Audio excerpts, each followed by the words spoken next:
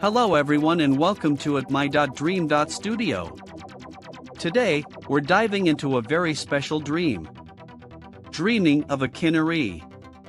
This beautiful, mythical creature holds profound meaning in traditional thaidream lore. Let's unravel its secrets. According to ancient thaidream interpretations, seeing a Kinnari in your dream is an exceptionally auspicious omen.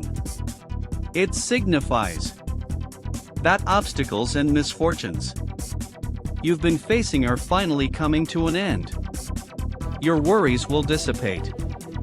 From now on, your life is set to experience prosperity and unexpected good fortune. Specifically, you will receive significant support and assistance from influential individuals or elders. Your career will advance rapidly, leading to remarkable success. Financially, you can expect continuous growth and increased income.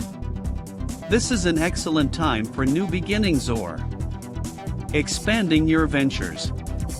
Embrace this period of favor and opportunity. For those seeking guidance, the lucky numbers associated with this dream are 2, 6, 8, 9, and 29. If you love uncovering dream meanings, remember to hit that follow button for My.dream.studio for more fascinating dream interpretations.